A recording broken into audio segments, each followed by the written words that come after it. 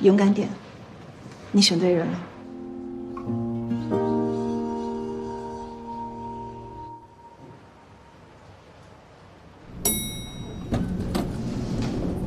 王文姐，小宁，里面请。好。这边。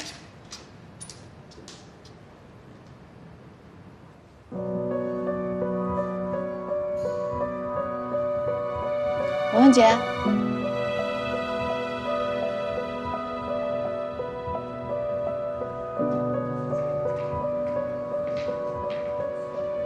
老板。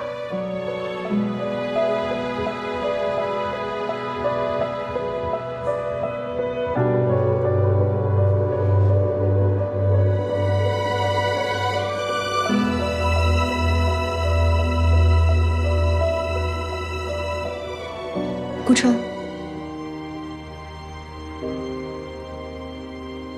你们认识？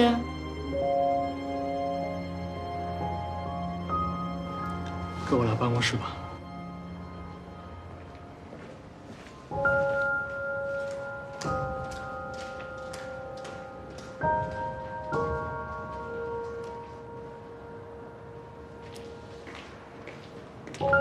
还愣着做什么？去忙你的吧。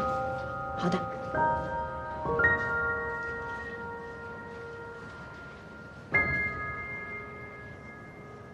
你会不会怨恨我当初没坚持住，离开了你？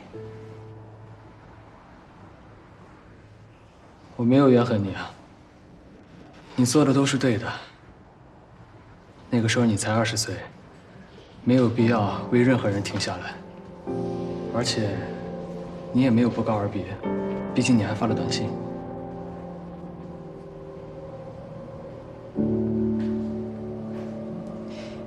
你能这么说，我就安心了。都过去了。如果你觉得别扭的话，我可以换一家设计公司。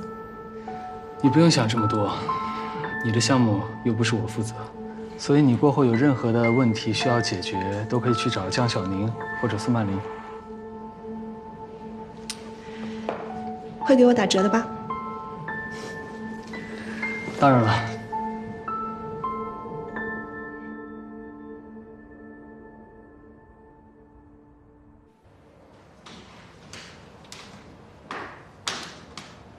王文姐，聊完啦？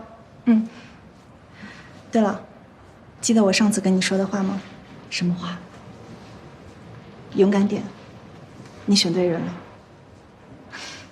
我知道了。陈小姐，晚上我请你吃饭吧，顺便向你介绍一下设计方向。